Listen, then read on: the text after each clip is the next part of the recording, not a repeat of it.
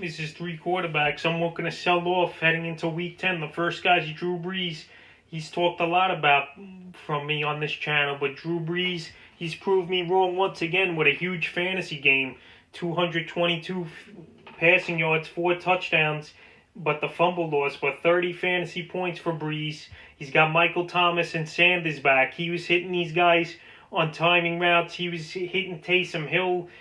It was just one hell of a game for Brees and the Saints, and I think his value's as high as it could be right now for Drew Brees, and he's coming off solid the last 3 games, 27, 23, and 30.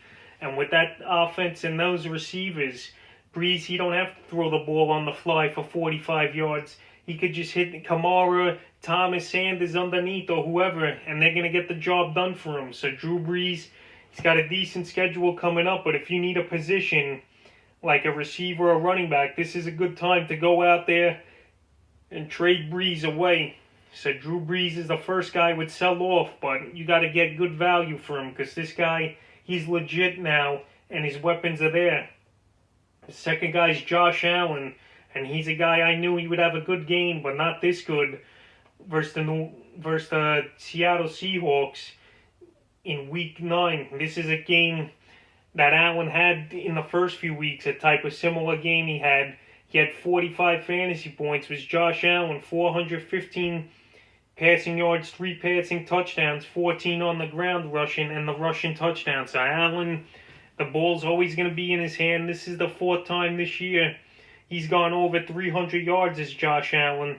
The last few weeks before this, he was mediocre to bad at best, but now this is the time to sell him high. Allen, he had his blow-up game. Now his value skyrocketed, and this is what you got to do. Sell Allen off, because I don't know if he's going to be great again like he was, because we saw him in good matchups versus Kansas City. The Jets and New England have mediocre to dud performances. Now he's got Arizona in Arizona. You know, they're going to be riled up and not happy after losing to the Miami Dolphins. So that's going to be a pretty tough matchup, I think.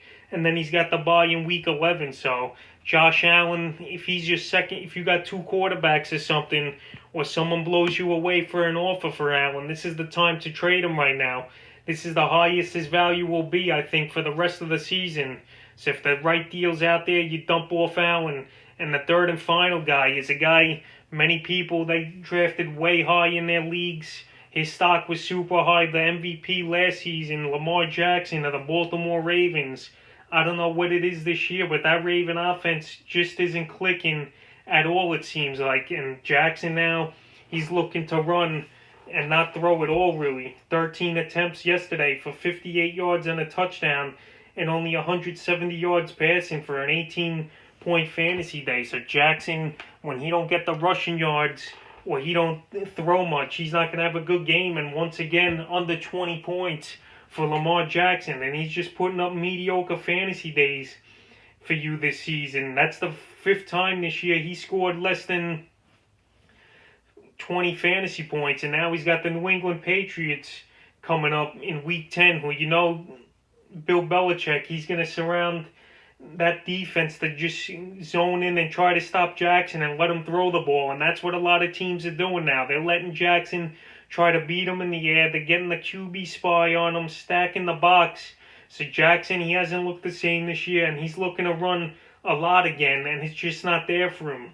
The only big rushing game he really had was in Week 6 versus the Philadelphia Eagles, where he went over 100 yards, and then in Week 3 where he was horrible versus Kansas City. So Lamar Jackson, teams, they've seen more tape on him now over the last year, and they're finding ways to stop him. And we've never seen an amazing, great quarterback who's run first stay in this league except Michael Vick. He was the only exception. So Jackson, they're catching on, and who knows.